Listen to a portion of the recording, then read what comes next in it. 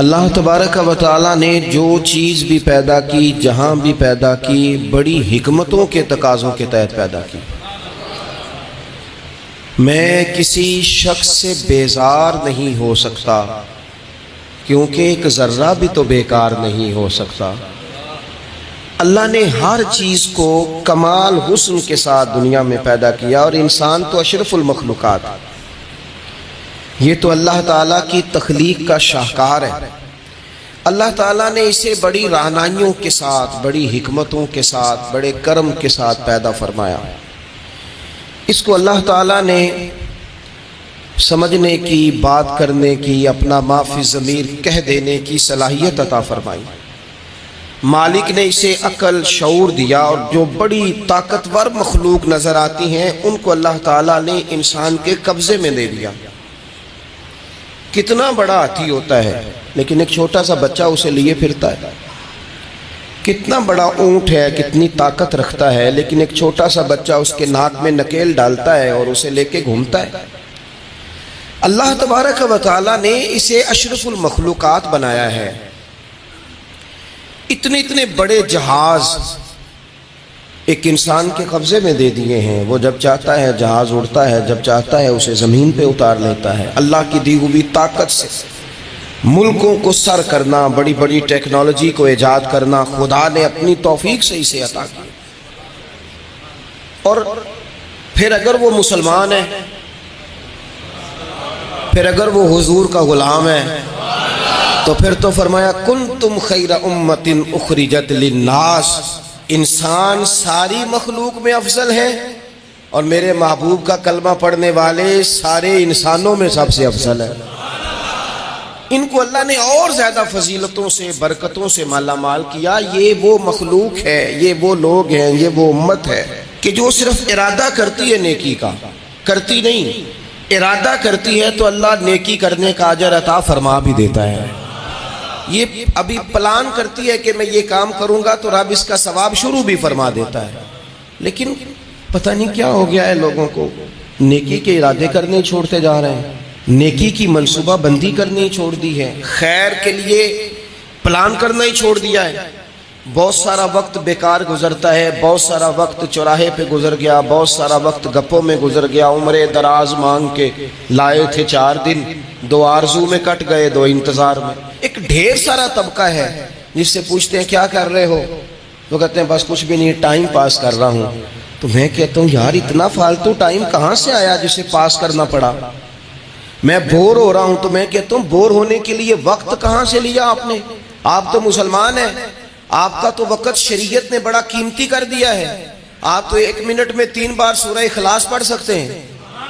آپ کو تو ذرا سا وقت ملے تو آپ جا کے 2 رکعت نماز کی نیت باندھ سکتے ہیں۔ آپ کو تو تھوڑا سا وقت ملے تو آپ کے تو نبی پاک علیہ السلام نے یہاں تک ہماری تربیت کر دی، ہمارے حضور فرمانے لگے تم کانٹا اٹھا سکتے ہو نا گلی سے تو وہی اٹھا دینا، اس پر بھی رب صدقے کا ثواب عطا کرے گا۔ تو یہاں تو کانٹوں سے بھری ہوئی گلیاں ہیں۔ میرے نبی پاک نے تو فرمایا تھا کسی مومن کو بس خوش کر دینا، وہ چاہے لمحے کے لیے ہی ہو، اس کے دل میں راحت ڈال دینا، اسے تسلی دے دینا، روتے ہوئے آنکھ آنسو پونچھ دینا، اس کو کہہ دینا میں تیرے ساتھ ہوں۔ فرمایا مومن کے دل میں تم نے خوشی داخل کر دی تو 60 سال نفل پڑھنے سے اللہ تمہیں زیادہ ثواب عطا کر دے گا۔ تو یہ فارغ بیٹھنے کا وقت کہاں سے آیا؟ یہ بور ہونے کا ٹائم کہاں سے آیا؟ ہم نے اپنے آپ کو بیکار کر لیا ہے، اور رب نے نہیں بیکار پیدا کیا، ہم نے بیکار کر لیا، ہم نے اپنے آپ کو زنگ لگا لیا۔ ملت کا وہ جوان جس کو چاہیے تھا کہ وہ خاندان کے 20 50 60 لوگوں کو لے کر چلتا، کفالت کرتا، نمائندگی کرتا، آگے بڑھ کے کہتا میں ہوں نا، گھبرانا نہ، وہ نوجوان خود دکھ سناتا ہے رو رو کے، وہ مجبوریاں سناتا ہے، وہ کچی کچی باتیں کرتا ہے، وہ کہتا ہے مجھے کالا جادو ہو گیا ہے، وہ کہتا ہے فلانے کی نظر لگ گئی ہے، وہ کہتا ہے چچا نے آگے نہیں جانے دیا، وہ کہتا ہے میں ابا جی نے صحیح تقسیم نہیں کی تو میں پیچھے رہ گیا۔ اتنی کمزور بات کرے گا، اور وہ مسلمان اپنی صلاحیت کو پہچانے۔ حضرت سعدی شیرازی کے پاس ایک شخص نے بیٹھ کے اپنے دوستوں کی غلطیاں گنوانی شروع کر دی، ان میں یہ بھی غلطی ہے، یہ بھی غلطی ہے، یہ بھی غلطی ہے، یہ بھی غلطی ہے، یہ بھی غلطی ہے۔ تو حضرت سعدی ہنس پڑے، فرمانے لگے اور یاد رکھ تیرے سجن بڑے ہی برے ہیں، اور پانی بڑا بھی گندا ہو نا تو آگ بجھانے کے کام پھر بھی آ جایا کرتا ہے۔ کوئی تو خوبی ان میں تلاش کر لینا، پانی بڑا بھی گدلا ہو تو آگ تو بجھاتا ہے کہ نہیں بجھاتا؟ ہمارا یہ مزاج بن گیا ہے کہ ہم اپنی صلاحیتوں سے کام ہی نہیں لیتے، ہمیں پتہ ہی نہیں ہم کیا کر سکتے ہیں۔ میرے رسول پاک صلی اللہ علیہ وسلم کا کمال یہ ہے کہ حضور نہ انسان کی صلاحیتیں اجاگر کر دیتے، محبوب اجاگر کر دیتے، حضور اندر جذبہ پیدا کر دیتے۔ اس طرح کا وہ اقبال کہتے ہیں کہ تمہارا وقت کا امام وہ نہیں ہوتا جو تمہیں کہے حالات بڑے خراب ہیں، اس قوم کا کچھ بھی نہیں ہو سکتا، اس ملک کا کچھ بھی نہیں ہو سکتا، فلانا ادارہ بھی خراب ہو گیا، فلانا بندہ بھی کرپٹ ہو گیا، فلانا بھی دنیا دار ہو گیا، پیر بھی خراب ہو گئے، مولوی بھی خراب ہو گئے، سیاستدان بھی خراب ہو گئے، اور بیوروکریٹس بھی خراب ہو گئے، اور تاجر بھی خراب ہو گئے، اور فلانی برادری یہ ظلم کرتی، فلانا قبیلہ یہ ظلم کرتا ہے، فلانے شہر کے لوگ، اسی چکر میں صرف مایوسیاں پھیلانی ہیں، کبھی خیر کی بات ہی نہیں کرنی۔ لیکن اقبال کہتے ہیں کہ ہے وہ تیرے زمانے کا امام برحق جو تجھے حاضر و موجود سے بیزار کرے اور موت کی شکل میں دکھلا کے تجھے جلوہ یار زندگی تیرے لیے اور بھی دشوار کرے، وہ تیرے اندر رمق پیدا کرے۔ آج جو حاجی غار سور پہ جاتے ہیں تو یہ لوگ پانی کی بوتل ان کی بغل میں ہوتی ہے، رستے میں 3-4 جگہ بنی ہوئی ہیں، پانی پئیں، چائے پئیں، جوس پئیں، بندوبست ہے، آپ کے کھانے پینے کے لیے آپ چیزیں خرید سکتے ہیں۔ اوپر جائیں تو وہاں بھی سارا کچھ بیٹھنے کا بہترین اہتمام ہے۔ جب حضرت صدیق اکبر گئے تھے تو دن کو نہیں گئے تھے، رات کو گئے تھے، اور جناب اسماء بنت ابی بکر جب رات کو کھانا لے کے جاتی تھی تو وہاں تو دن کو آج بھی 1400 سال کے بعد بھی آبادی کوئی نہیں۔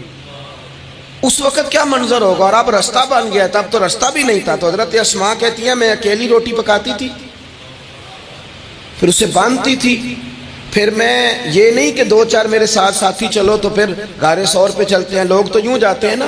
فرماتی میں دیکھتی تھی ادھر ادھر کہ کوئی ہے تو نہیں، دیکھ تو نہیں رہا، جب کوئی نہیں ہوتا تھا تو رات کو جاتی تھی اور غار پہ کھانا دے کے آتی تھی۔ اور حضرت صدیق اکبر نے حضور کو کندھوں پہ بٹھا کے کہا تھا حضور پتھر نکیلے ہیں، ان کی نوک تیز ہے، کہیں مقدس قدموں کو تکلیف نہ دیں، اگر مہربانی کریں تو میرے کندھوں پہ نہیں بیٹھ جاتے؟ حضور حضرت صدیق اکبر کے کندھوں پہ بیٹھ گئے۔ درویش کہنے لگے پباں پار قدم نہیں جے لاؤندا تے 100 پہاڑ تے چڑھیا جاندا، او پیا جاندا جے یار نبی دا، اے اصلی دلدار نبی دا، او پیا جاندا جے یار نبی دا، اے اصلی دلدار۔ اپنے اندر جذبہ پیدا کرے، ہم کچھ کر سکتے ہیں۔ غریب ساری زندگی دکھ ہی سنائے گا کہ میں غریب، اس نے محنت کب کرنی ہے، جد و جہد کب کرنی ہے، اس نے آگے کب پڑھنا ہے، وہ کب تک یہ کام کرے گا۔ اپنی زندگی کے اندر شعور پیدا کریں اور اپنی صلاحیت سے کوئی نفع لیں۔ آپ کیا کر سکتے ہیں زندگی میں؟ میں نے کہا کچھ نہیں کر سکتے، گلی سے روڑا تو اٹھا سکتے ہیں کہ نہیں؟ کچھ انقلاب اپنے مزاج میں پیدا کریں، کچھ تبدیلی پیدا کریں۔ اس کے لیے سب سے زیادہ ضروری یہ ہے کہ ہم اپنے اندر اخلاقی تبدیلی لانے میں کامیاب ہو جائیں۔ کائنات میں قوم وہ سمجھتی ہے جن کا اخلاق سنور جاتا ہے، اور جو لوگ اپنے اندر اخلاقی تبدیلی نہیں نہ لاتے، آپ دیکھیں نبی پاک علیہ السلام کا انقلاب کس طرح کا ہے۔ عرب کے لوگ سمجھتے تھے کہ معاف کرنا بزدلی ہے، صبر کرنا بزدلی ہے۔ وہ کہتے تھے یہ کیا بات ہوئی، ہمارا دشمن کیا سمجھے گا کہ بزدل ہے، انہوں نے معاف کر دیا۔ وہ کہتے تھے معاف کر دیں تو کمزور پڑ جائیں گے، سامنے والا کہے گا کہ ان کے پلے کچھ نہیں، معاف کر دیا۔ اور ہمارے زمانے میں آج معاف کمزور آدمی کرتا ہے، طاقتور آدمی معاف نہیں کرتا۔ وہ جس کے پاس طاقت نہیں ہوتی وہ کہتا ہے ٹھیک ہے میں نے اللہ پہ چھوڑ دیا، حالانکہ اس نے بھی اچھا کیا، پر کمال تو یہ ہے کہ تیرے پاس ساری طاقت ہو پھر بھی تو فیصلہ اللہ پہ چھوڑے۔ اور حضرت موسیٰ کلیم اللہ علیہ السلام نے عرض کیا تھا مالک تیرے بندوں میں تیری نظر میں معزز کون ہے؟ تو رب کریم نے فرمایا میرے کلیم جس کے پاس بدلہ لینے کی طاقت ہو پھر بھی معاف کر دے وہ رب کی نظر میں بڑی عزت والا ہے۔ عرب کے لوگ سمجھتے تھے یہ بزدلی ہے کہ میں معاف کر دوں، لیکن حضور نے ان کو اخلاقی طور پہ بدل دیا، اور نبی پاک نے فرمایا معاف کرنا بزدلی نہیں، یہ تو اعلیٰ ظرفی ہے۔ تو پھر کس طرح بھلا معافی ان کو ہوئی؟ فتح مکہ کے دن حضور نے اس طرح نہیں معاف کیا کہ پہلے ہمارے ہاں بھی لوگ معاف کرتے ہیں تو ہم پتہ کس طرح معاف کرتے ہیں، پہلے ساری اس کی زیادتیاں گنواتے ہیں. پتہ ہے نا تو نے اس وقت کیا کہا تھا، یاد ہے نا تو بڑی ڈینگے مارتا تھا، یاد ہے نا تو بڑی بڑھ کے مارتا تھا. عرب کے لوگ سارے سامنے کھڑے ہیں، پتہ کون کون ہیں؟ اکرمہ بن ابو جہل آخری دن تک لڑے، ابو سفیان آخری دن تک لڑے، سارے لوگ سامنے کھڑے، کچھ بھاگ گئے ہیں جان بچا رہے ہیں. حضور نے کیا فرمایا؟ فرمایا پتہ تمہارے ساتھ آج سلوک کیا کرنا ہے؟ یا رسول اللہ بتائیے. تو نبی پاک نے فرمایا وہی کرنا ہے جو جناب یوسف نے بھائیوں کے ساتھ کیا تھا. بات ہی کوئی نہیں کرنی، پچھلا قصہ چھیڑنا ہی نہیں، نہ کانٹے بچھانے کی بات کرنی ہے، نہ روڑے مارنے کی کرنی ہے، نہ بدر میں آنے کی کرنی ہے، نہ احد میں پتھر مار کے دانت شہید کرنے کی بات کرنی ہے، نہ خندق کی بات کرنی ہے، نہ خیبر کی کوئی بات. جاؤ نہ معاف کیا، بات ہی کوئی نہیں کرنی، معافی دے دی. ابو سفیان کہنے لگے حضور مجھے بھی معافی ہے. سونیا تیرے کرم پہ قربان جاؤں. میرے کریم فرمانے لگے تو قبیلے کا سردار ہے، مکہ شریف کے لوگ تجھے بڑا سمجھتے ہیں، دیکھ حضور معاف بھی کرتے ہیں اور عزت بھی دیتے ہیں. فرمایا جا میں نے تجھے معاف کیا، اور جو تیری حویلی میں آ کے پناہ لے لے گا میں اسے بھی معاف کر دوں گا، اسے بھی معافی مل جائے گی جو تیرے گھر آ جائے گا. اب تبدیلی آ گئی، وہ جو اندر کفر تھا وہ ٹوٹ گیا، انقلاب آ گیا. یہی ابو سفیان جو کل تک مخالفت میں لڑتے تھے پھر یہ حضور کے ساتھ جنگوں میں جاتے، اور اس طرح جاتے کہ حضور گھوڑے پہ بیٹھے اور جناب ابو سفیان نے گھوڑے کی لگام تھامی ہے. ہر میدان میں گئے، ہر جگہ خدمت کی. اکرمہ بن ابو جہل کا پتر ہے، کوئی کسر نہیں چھوڑی اس نے، حد کر دی، ہر جگہ لڑا، ہر مقام پہ. لیکن فتح مکہ کے موقع پر یہ بھاگ گیا تھا، جان بچا کے چھپ گیا. اس کی بیوی آئی، آگے کہنے لگے سونیا میرے چھوٹے چھوٹے بچے ہیں، مجھے پتہ چلا ہے کہ میرے شوہر کے لیے آپ نے ڈیتھ وارنٹ جاری کر دیے ہیں کہ جہاں ملے مار دیا جائے. صحابہ نے یہ اعلان کیا ہے، وہ سخت مجرم ہے، اس کے لیے سخت آرڈر جاری کیا گیا ہے. تو کریم کیا فرمانے لگے؟ حضور فرمانے لگے تو کیا چاہتی ہے؟ میں کوئی آپ کو قصہ تو نہیں نہ سنا رہا، خدا را مہربانی کریں، تھوڑا سا دل بڑا کریں، تھوڑا سا. وہ ساس کہتی ہے جی میں کیویں معاف کر دیاں جی، تو انہوں پتہ نہیں پیر صاحب میرے اندر زخم کنے نے، مثلا کیا ہے، گولی مار دی ہے کسی نے کسی کو. بہو سے کہیں تو کہتی ہے جی میں معاف کر دوں، اس کو معاف کر دوں، آپ کو بتاؤں اس نے تکلیف کتنی دی. مہربانی کرو ایک دوسرے کو معاف کرو، اپنے دل میں گنجائش پیدا کرو. اس بندے کی بات ہو رہی ہے جو باپ سے لگا ہوا ہے مخالفت کرنے، ابے نے بھی ظلم کیے، اس نے بھی کیے. حضور اس کی بیوی سے کہتے ہیں کیا چاہتی ہے؟ کہنے لگی حضور معاف کر دیں اسے. تو نبی پاک صلی اللہ علیہ وسلم نے فرمایا ٹھیک ہے، یہاں تو معافی کا دروازہ تو سب سے زیادہ کھلا ہوا ہے، تو کہتی ہے تو چلو ٹھیک ہے معاف کیا، ہو گئی بات. اس نے جا کے جہاں چھپا ہوا تھا اسے کہا اکرمہ حضور نے تجھے معاف کر دیا. کہنے لگا کوئی کرنے والی بات کر، وہ معاف کرتے ہیں مجھے پتہ ہے، بڑا کرتے ہیں، پر جو میں نے کیا ہے وہ معافی والا نہیں. مجھے معافی ہو سکتی ہے، یہ کیسے ہو سکتا ہے، یہ کیسے ہو گیا، ہو ہی نہیں سکتا. اس کی بیوی پھر آئی، کہنے لگی حضور وہ مانتا نہیں، یہ تاریخ صرف میرے رسول کی ہے، یہ سیرت صرف میرے رسول کی ہے، کہ جس کو معاف کیا جا رہا ہے اس کی سمجھ میں بات نہیں آ رہی کہ بھلا مجھے معاف کر دیا ہے. حضور کہتے ہیں اچھا تو بتا وہ کیسے مانے گا؟ کہنے لگی حضور اگر کوئی نشانی دے دینا، عرب کے لوگ تلوار دے دیتے تھے، زرہ دے دیتے تھے، پگڑی دے دیتے تھے، چھڑی دے دیتے تھے، یہ دلیل ہوتی تھی کہ فلاں نے نشانی دے دی. اگر کوئی مل جائے نا نشانی، محبوبہ اس طرح تو کوئی نہیں کرتا جیسے آپ کرتے ہیں. کریم نے اپنے سر سے پگڑی اتاری اور فرمایا میری پگڑی بطور علامت کے نشانی کے لے جا، اسے کہہ دے میں نے معاف کیا. اب اکرمہ کو معافی ہو گئی، وہ آ رہے ہیں، یوں اخلاق بدلتے ہیں، وہ آ رہے ہیں.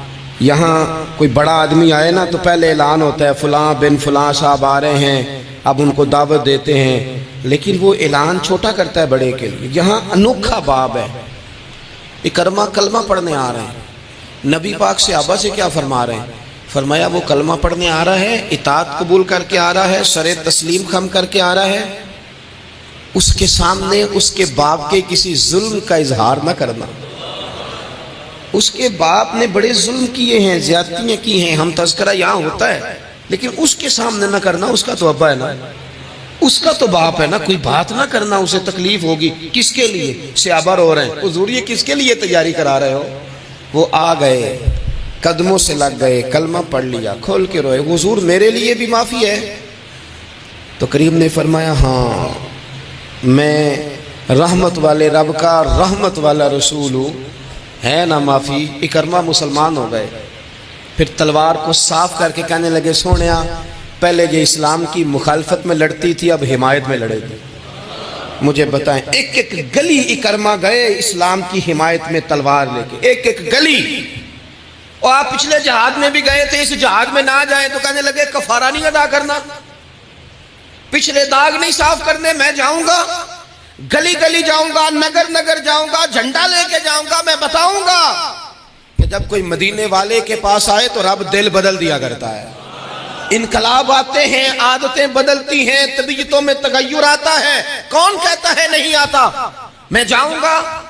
حمص میں حضرت عمر کے زمانے تک اکرمہ لڑے، سالوں میدان میں رہے اسلام کی حمایت میں، اور پھر حمص کے میدان میں حضرت عمر کے دور میں لڑتے ہوئے شہادت کی موت اللہ نے انہیں عطا فرمائی۔ یہ آپ دیکھیں حضرت خالد بن ولید کون ہے؟ کہنے لگے حضور میں تو بڑی شدت سے اسلام کے خلاف لڑتا تھا، میری غلطیاں بھی معاف ہو جائیں گی؟ تو حضور فرمانے لگے اسلام پچھلے سارے معاف کرا دیا کرتا ہے، نئی زندگی کا آغاز ہو جاتا ہے، نئی زندگی کا آغاز ہوتا ہے۔ حضور نے فرمایا جو رمضان میں عبادت کر لے نا، ایمان کے ساتھ رمضان میں عبادت کر لے، اللہ اس کے پچھلے سارے معاف فرما دیتا ہے۔ اب وہ نئی زندگی کا آغاز کرے۔ جس نے شب قدر پہ رو رو کے توبہ کی ہے وہ رمضان کے بعد کرپشن چھوڑ دے، جھوٹ چھوڑ دے، بددیانتی چھوڑ دے، دل دکھانا چھوڑ دے۔ جس نے رمضان میں روزے رکھے، تراویح پڑھی ہے، وہ نئی زندگی کا آغاز کرے۔ خدا کی رحمت سے گناہ معاف ہو گئے، اب وہ آگے بڑھے۔ نبی پاک علیہ السلام نے فرمایا جو اللہ کے گھر کا حج کار آیا وہ اس طرح ہے جس طرح آج ماں کے پیٹ سے پیدا ہوا ہے۔ اب نئی زندگی کا آغاز کرے، اب وہ اپنی عادات میں تبدیلی لائے، اب وہ بدل جائے۔ میں کس درد سے یہ بات آپ سے کروں کہ 50 لاکھ مسلمان ہر سال حج کرتا ہے، اگر 25 لاکھ کا کردار بھی ٹھیک ہو جائے تو سال کا 25 لاکھ با کردار مسلمان اگر دنیا کو دیا جائے تو بتائیے امت مسلمہ کا سر کتنا اونچا ہوگا۔ لیکن ہمارا حال وہی ہے کہ آج بھی کیتی جاندے ہو تے لہو بھی پیتی جاندے ہو، کھو کے مال یتیماں دا تے بھیج مسیتی جاندے ہو، پھٹ دلاں دے سیندے نہیں تے ٹوپیاں سیتی جاندے ہو، نفس تے چھری پھیر دے نہیں دمبے کیتی جاندے ہو، فرض پلائی بیٹھے ہو، نفلاں نیتی جاندے ہو، او دسو تے سی بلے شانو ایک ہی کیتی جاندے ہو۔ بات وہی ہے کہ کعبے گئے، مدینے گئے، کربلا گئے، جیسے گئے تھے گھوم پھر کے ویسے ہی آ گئے۔ کچھ تبدیلیاں اپنے مزاج میں لائیں، اپنی عادات میں لائیں۔ حضرت خالد بن ولید نے کہا حضور سارے گناہ معاف ہو گئے؟ فرمائے ہو گئے۔ حضرت خالد بن ولید نے پھر اپنی تلوار تھامی اور جناب خالد بن ولید پھر اس طرح میدانوں میں نکلے کہ نبی پاک نے فرمایا اب یہ خالد نہیں، یہ تو سیف اللہ ہے، یہ تو اللہ کی تلوار بن گیا ہے۔ اس جذبے سے، شوق سے اپنے مزاج کو تبدیل کر کے اس طرح میدان میں آئے، فرمایا اب یہ اللہ کی تلوار ہے۔ پورا وجود زخمی کرایا اور ساری زندگی اسلام کی حمایت میں تلوار چلائی۔ ہم بدل سکتے ہیں، تبدیلی آ سکتی ہے، ہمیں بدل جانا چاہیے۔ بہلول دانا سے کہا تھا ہارون رشید نے کہ مجھے کوئی نصیحت کر دے، میں بادشاہ ہوں، سخت دل ہو جاتا ہے کئی دفعہ۔ تو حضرت بہلول دانا کہنے لگے میں کیا نصیحت کروں، آپ کا باپ کہاں ہے؟ کہنے لگے قبرستان میں۔ کہا ایک بڑا بھائی بھی تھا، بڑا پیار کرتا ہے، سنا آپ سے، کہاں ہے؟ کہا قبرستان میں۔ تو کہا وہ ایک چچا زاد بھی آپ کے ساتھ میں نے دیکھا ہے، کہا وہ بھی قبرستان میں۔ یاد کرانا شروع کیا حضرت بہلول نے، فرمایا وہ ننہال والے، ددہال والے، وہ ماموں، وہ چاچو کا سب قبروں میں۔ آخری جملہ کہا، فرمایا تیرا ایک پتر بھی تھا، چڑھتی جوانی تھی، قد اونچا تھا، رنگ گورا تھا۔ ہارون رشید رو پڑے، کہنے لگے حضور وہ بھی قبرستان میں۔ تو فرمایا جس نے اتنے جنازے پڑے ہوں اسے میں نصیحت کروں، تیرا کیا خیال ہے، تو نے نہیں جانا؟ یارو ہم نے اپنے کئی کلاس فیلوں کے جنازے پڑھے ہیں، بڑا پیار تھا میرا اپنی دادی کے ساتھ، تو 97 میں وہ انتقال کر گئی، دادا ابو چلے گئے، اماں جی چلی گئیں، ابا جی چلے گئے، نانا چلے گئے، پھپھا چلے گئے، دوست چلے گئے۔ یہاں پچھلے سال کئی سنگی تھے، اس سال نظر نہیں آتے، رخصت ہو گئے۔ او سنگیو یہ تو ساری تیاری ہے، ہم نے بدلنا کب ہے؟ اب تو ہمارا بڑھاپا آنے کو ہے، اب تو بال سفید ہونے کو، تبدیلی کس وقت؟ اللہ تعالیٰ نے قرآن مجید فرقان حمید کے اندر فرمایا اللہ ولی الذین آمنوا یخرجہم من الظلمات الی النور، اللہ مومنوں کا ولی ہے، وہ انہیں اندھیروں سے نور کی طرف نکالتا ہے، وہ رستہ دکھاتا ہے۔ بار بار راہ کھلتی ہے ہمارے سامنے پر ہم قبول کرنے کو تیار نہیں ہوتے۔ کچھ تبدیلی اب آ جائے، کچھ زبان میں مٹھاس آ جائے، کچھ ہمارے عمل میں پختگی آ جائے۔ ہم نہ بہت سارے کام لوگوں کو دیکھ کر کرتے ہیں، اس سے تھوڑی جان چھڑائی جائے۔ کچھ اپنے اندر جو قباہتیں ہیں، کچھ اپنے ساتھ جنگ کی جائے۔ نبی پاک علیہ السلام نے فرمایا افضل جہاد اپنے نفس سے لڑائی کرنا ہے، اپنے آپ کے ساتھ کچھ جد و جہد کی جائے، کچھ اپنے خلاف بھی چلا جائے۔ ساری زندگی دوسروں سے لڑتے، دوسروں پر اپنی غلطیوں کا بوجھ ڈالتے گزر گئی، کچھ اپنے نفس پر بھی۔ حضرت باجید بستامی سے کسی نے کہا حضور میں نے اللہ تک جانا ہے، رستہ بتا دیں۔ فرمایا 2 قدم کا رستہ ہے۔ فرمایا 1 قدم اپنے نفس کی خواہش پہ رکھ لے تو دوسرا قدم تیرا رب تک پہنچ جائے گا۔ تو اپنے آپ کو کنٹرول نہیں نہ کرتا، اپنے آپ سے تو لڑ پہلے۔ اقبال کہتے ہیں ڈھونڈتا پھرتا ہوں اے اقبال اپنے آپ کو، آپ ہی گویا مسافر آپ ہی منزل ہوں میں۔ نبی پاک نہ تبدیلی کرتے۔ یہ جو لوگ کہتے ہیں نا کیسے بدلوں، تو حضور بدلنے ہی تو آئے ہیں، حضور بدلنے۔ حضرت مازن ایک صحابی ہیں، وہ کہتے ہیں میں بت کی پوجا کرتا تھا، امام بہقی نے لکھا ہے میں بت پوجتا تھا۔ ایک دن میرے بت کے اندر سے آواز آ گئی تو کب تک مجھے پوجے گا، مدینے میں تو حضور جلوہ فرما ہو گئے ہیں۔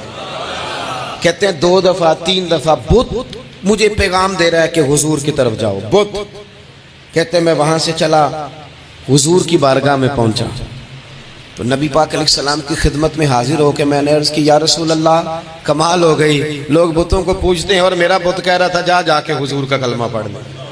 او سکیاں کھجوراں اگا جام دے تے پتھراں تو کلمہ پڑھا جام دے۔ فرمایا وہ انہوں نے مجھے بت نے بھیجا ہے۔ حضرت مازن کہتے ہیں حضور کی بارگاہ میں آیا، نبی پاک نے کلمہ پڑھایا تو میں نے عرض کی حضور میرے اندر کچھ قباہتیں بھی ہیں، کسی کی چیز دیکھ کے میرا جی للچا جاتا ہے، میں چوری کر لیتا ہوں، بدکاری کا بھی مزاج ہے، شراب نوشی بھی ہو جاتی ہے۔ کہتے ہیں حضور نے میرے سینے پہ ہاتھ رکھا، میرے لیے دعا کر دی۔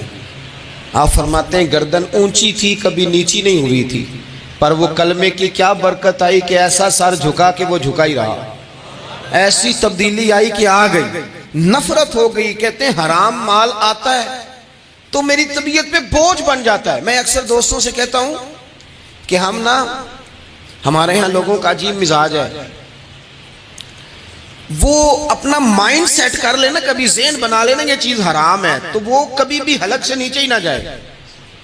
آپ گوشت کھا رہے ہوں اور بڑا اچھا پکا ہوا ہے، بہترین مسالہ جات لگے ہوئے ہیں، بہترین، آپ کھا رہے تھے گوشت، کوئی بندہ آپ کے کان میں آ کے کہہ دے صدقے کا ہے، اس کا منہ میں ذائقہ بدل جاتا ہے کہ نہیں؟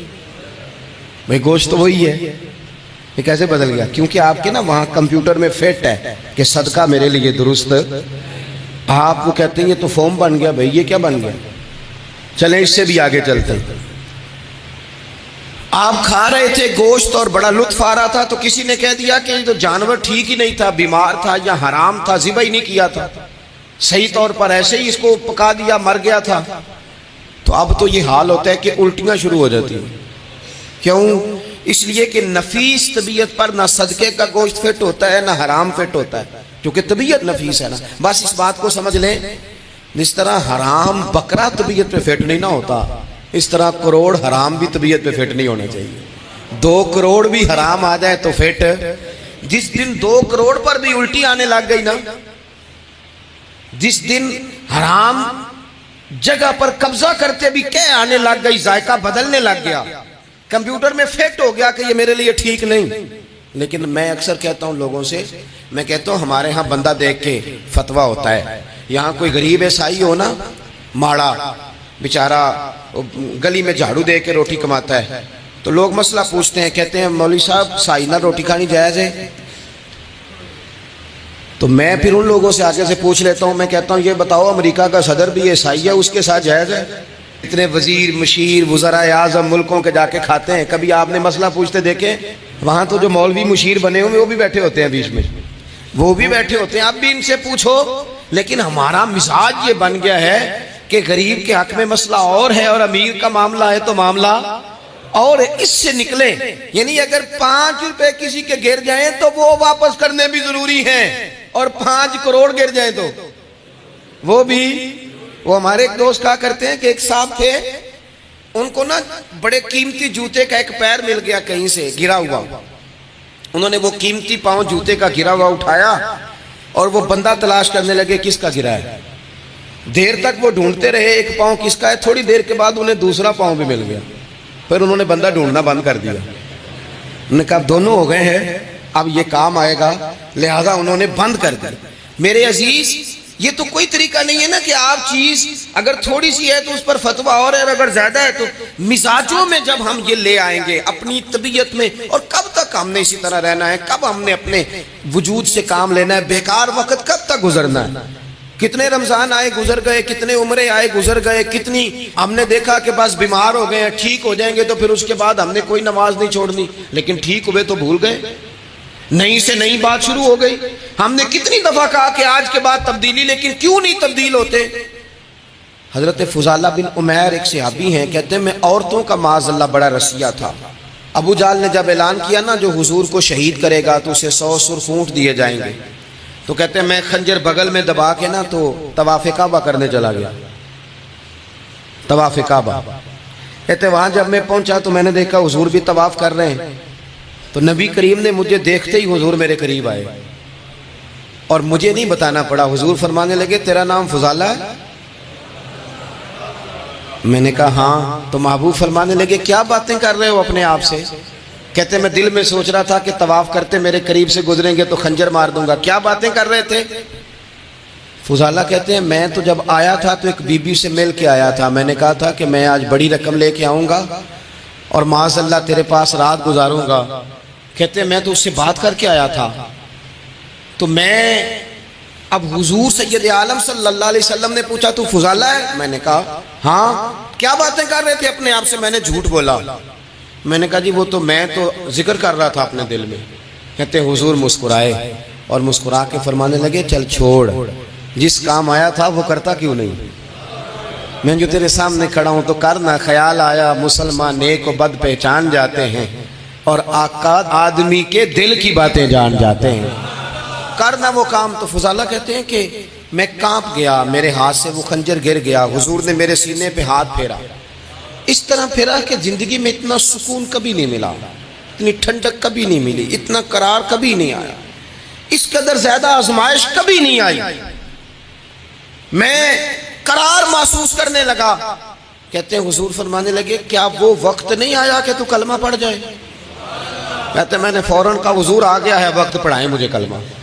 کہتے ہیں نبی پاک نے کلمہ پڑھا دیا، میں مسلمان ہوا، میں واپس لوٹا تو وہی عورت بن سور کر تیار ہو کر گلی میں کھڑی تھی۔ عادتیں بدل جاتی ہیں، شرط یہ ہے کہ ہم تھوڑی سی کوشش کریں، شرط یہ ہے کہ ہم اپنے آپ کو اللہ رسول کی بارگاہ میں پیش کریں۔ اور میرے دوستوں، میرے بزرگوں، ہمیں سب سے زیادہ تکلیف میں ہماری اپنی عادات نے ڈالا ہے، ہماری اپنی خواہشات نفس نے ہمیں زیادہ آزمائشوں میں ڈالا ہے۔ کہتے ہیں وہ عورت بن سور کے کھڑی تھی، جب میں واپس لوٹا تو پہلے میں اس کے پیچھے بھاگتا تھا، اب میں اس کے قریب سے گزر گیا تو اس نے آواز دی تو فضالہ نہیں؟ کہتے ہیں میں چپ کر گیا، وہ پھر پیچھے دوڑی، میرا گریبان پکڑ کے کندھا پکڑ کے ہلایا تو فضالہ نہیں؟ کہتے ہیں میری جھکی ہوئی گردن، میں سر نہیں اٹھاتا، مجھے کہنے لگی تو وہ نہیں ہے جو فضالہ ہے؟ میں نے کہا ہوں میں فضالہ، پر وہ والا نہیں جو تجھے ملا کرتا تھا۔ کہا تو اب کون ہے؟ کہنے لگے میرا ٹائٹل بدل گیا ہے، میرا تعارف بدل گیا ہے، اب میں رسول کائنات کا غلام ہو گیا ہوں۔ ہم لوگ مجھے مسلمان کہتے ہیں، اب میری نگاہوں میں جچتا نہیں کوئی، جیسے میرے محبوب ہیں ایسا نہیں کوئی۔ کہتے ہیں بدل گئی عادت، میں وہی ہوں پر میرا لہجہ، میرا مزاج ہی بدل گیا۔ حضرت جریر ابن عبداللہ کہتے ہیں میں کاروبار کرتا تھا اور مجھے بڑا سلیقہ آتا تھا کاروبار، میں سستی ترین چیز خریدنے کا ملکہ رکھتا تھا، لیکن فرماتے ہیں کہ جب میں حضور کا کلمہ پڑھنے گیا تو نبی پاک نے مجھے فرمایا میرا دین کسی کا بھلا کرنے کا نام ہے، الدین النصیحہ، خیر خی کرنا۔ فرماتے ہیں پھر میں نے نصیحت کو پلے باندھا، ایک آدمی سے گھوڑا خریدا 300 دینار کا، گھوڑے کو پکڑ کے میں نے جب تھوڑا آگے چلایا تو وہ تو بڑا نرم مزاج تھا، سی پنجابی چاکیدہ ساؤ ہے بڑا، تو میں نے کہا یہ تو گھر میں بھی رکھا جا سکتا ہے، یہ تو 400 کا ہے۔ پھر میں نے اس پر سواری کی تو وہ سواری کے لیے ہی بڑا اچھا تھا، میں نے کہا یار تیرا جانور 600 کا ہے۔ کرتے کرتے جب میں نے اسے 1000 دینار تھمایا، 400 میں سودا ہو گیا تھا، اس نے دے دیا تھا گھوڑا یا اونٹ۔ کہتے ہیں وہ شخص میری طرف دیکھ کے حیران ہو کے کہنے لگا جریر تو پہلے بھی آتا ہے، یہ تجھے کیا ہوا؟ تو حضرت جریر کہتے ہیں میں نے اسے کہا پہلے جریر آتا تھا، اب وہ والا جریر ہے جس نے مدینے والے کا کلمہ پڑھا ہے۔ کنتم خیر امت کا ٹائٹل ہے میرے پاس۔ کیا اسلام صرف نعرے لگانے کا نام ہے؟ کیا اسلام صرف دوسروں کو یہ کہنے کا نام ہے کہ تو نے مجھے کس طرح کہہ دیا کہ میں عاشق رسول نہیں؟ تو زیادہ ہے، تیرے پر زیادہ دین ہے، صرف ڈٹ جانا اور زیادہ باتیں کرنے کا نام دین ہے؟ اپنے اندر ایک ایک کر کے غلطیوں کو چھوڑیں، آج کچھ عہد کریں کہ ہم نے فلاں فلاں گناہ سے جان چھڑانی، اپنے اندر کچھ تبدیلیاں لائیں، اور کسی کو بتانے کی ضرورت نہیں، ہمارا اور ہمارے رب کا معاملہ ہے۔ اکیلے میں بیٹھ کے اللہ کے حضور عہد کریں، اکیلے میں بیٹھ کے۔ آج میں نے آپ سے خدمت میں ایک اپیل کرنی ہے، وہ یہ ہے کہ ہم نے نہ آج عہد کرنا ہے کہ ہم نے جھوٹ نہیں بولنا۔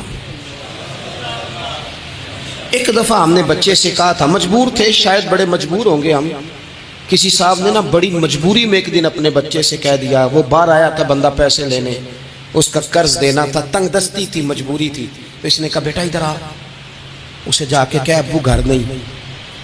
آپ نے ایک دفعہ کہا، پھر آپ ساری زندگی روئیں گے کہ پتر میرے ساتھ تو سچ بولا کرنا، لیکن وہ نہیں بولے گا۔ یہ جھوٹ اتنی بڑی مصیبت ہے۔ عورت اپنے شوہر سے کہتی ہے پیسے تھوڑے دے دیا کر، جوڑے ایک میں گزارا کر لوں گی، میرے ساتھ سچ تو بولنا، وہ سچ تو بول۔ تو اگر لاہور جاتا ہے تو مجھے لاہور کا ہی بتا کے جا، میرا رشتہ پیسوں سے نہیں اعتماد سے جڑا ہے۔ ماں کہتی ہے ماں بیٹے سے، پتر سچی بات تھوڑی کر لیا کر، سچی کیا کر۔ سچ ختم ہو گیا۔ اب لوگوں نے جھوٹ کا نام بدل دیا ہے، کہتے ہیں میں نے بہانہ کر دیا تھا۔ او بھئی آپ نے جھوٹ بولا تھا، صاف صاف کہیں، نام بدل دیا۔ جھوٹ کھا گیا میرے ملک کو، جھوٹ کھا گیا اس ملت کو، جھوٹ نے اس امت کو قریب سے آ کے تھام لیا۔ ہم بڑی آزمائش میں ہیں، ہم مطلب ہر شخصی الا ماشاءاللہ، ہر شخصی، آپ کسی شخص سے کوئی معاہدہ کرتے ہیں، کوئی چیز بنانے کی بات کرتے ہیں، خریدنے کی بات کرتے ہیں، وہ جو کہتا ہے اس پر پورا کیوں نہیں اترتا؟ وہ غلط بات کیوں کرتا ہے؟ میرے نبی پاک علیہ السلام سے پوچھا گیا مومن بزدل ہوتا ہے؟ حضور نے فرمایا ہو جاتا ہے کبھی، یہ غلطی آ جاتی ہے۔ حضور مومن کنجوس ہوتا ہے؟ فرمایا کبھی ہو جاتا ہے۔ یا رسول اللہ مومن جھوٹا بھی ہوتا ہے؟ تو میرے رسول فرمانے لگے نہیں، میرا کلمہ پڑھنے والا ساری غلطیاں کر سکتا ہے، میرا مومن جھوٹ نہیں بولا کرتا۔ مومن جھوٹ۔ ابو سفیان کو کیسر روم نے، ہرقل نے اپنے دربار میں کھڑا کر کے کہا ابو سفیان ابھی کلمہ نہیں پڑھتے تھے، تمہارا کوئی رشتہ ہے نبی پاک سے جنہوں نے مجھے بھی خط لکھا ہے کہ مسلمان ہو جاؤ؟ کہنے لگے ہاں میں چچا ہوں رشتے میں۔ کہا وہ کیسے ہیں پیغمبر؟ تو ابو سفیان کہتے ہیں چونکہ میں مخالف تھا، میں نے وہ ساری باتیں کی جو ہم ان کے خلاف کرتے تھے۔ اس نے آخری بات پوچھی، اس نے کہا ابو سفیان یہ بتا کہ وہ جنہوں نے اعلان نبوت کیا ہے کیا کبھی انہوں نے جھوٹ بھی بولا ہے؟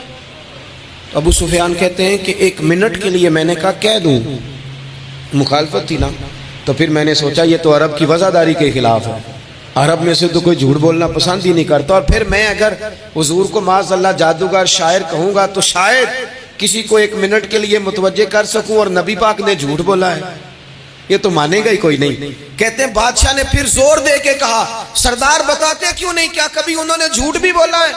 تو ابو سفیان کہتے ہیں میرے ہاتھ میں چھڑی تھی، میں نے زور سے زمین پہ ماری، میں نے کہا وہ میرے رشتے میں بھتیجے ہیں، میری سخت مخالفت ہے، میں ان کے خلاف میدانوں میں نکلتا ہوں، جنگیں لڑتا ہوں، کبھی وہ غالب آتے ہیں کبھی ہم آتے ہیں، لیکن میرے سامنے وہ پیدا ہوئے، میں نے ماں کی گود میں بھی دیکھا، دادا کے کندھوں میں بھی دیکھا، چچا کے گھر میں بھی دیکھا، سیدہ خدیجۃ الکبریٰ کا دولہا بنے بھی دیکھا، ان کی 4 بیٹیاں ان کی گود میں کھیلتے دیکھی، اعلان نبوت کرتے دیکھا، لوگوں کو مخالفت کرتے دیکھا، میرے سامنے ان کے مقدس بال سفید ہوئے، میرا اختلاف اپنی جگہ، پر بادشاہ میں قسم اٹھا کے کہہ سکتا ہوں اس محبوب کی زبان سے جب بھی نکلا ہے حق اور سچ نکلا ہے۔ اسیر دشمن کی چاہ میں بھی، وہ مخالفوں کی نگاہ میں بھی امی ہے، صادق ہے، معتبر ہے، میرا پیغمبر عظیم تر ہے، میرا پیغمبر عظیم تر ہے، میرا پیغمبر عظیم تر ہے۔ جھوٹ نہیں کبھی حضور نے بولا۔ کہتے میں نے جواب دیا تو سناٹا چھا گیا سارے دربار میں، کتنے اس نے سوال پوچھے، گھنٹوں بات ہو، سناٹا چھا گیا۔ اور پھر بادشاہ نے اپنا پرنا اٹھایا، چادر اٹھائی، کندھے پہ رکھی اور جانے لگا، تو میں نے پیچھے سے پلٹ کے کہا بادشاہ اتنے تو نے سوال کیے، اتنے میں نے جواب دیا، رزلٹ کا بھی تو اعلان کرنا، نتیجہ بھی تو دینا، کیا نکلا؟ تو کہتے ہیں وہ جا رہا تھا، وہیں کھڑے کھڑے اس نے چہرہ میری طرف پھیرا اور کہنے لگا سردار نتیجہ تو نکل آیا ہے، رزلٹ تو نکل آیا۔ جس بندے نے کبھی بندوں سے جھوٹ نہیں بولا وہ یہ جھوٹ کیوں بولے گا کہ میں اللہ کا رسول بن کے آیا ہوں؟ نتیجہ تو نکل آیا، بات تو کلیئر ہو گئی، اب آگے کیا جانا ہے؟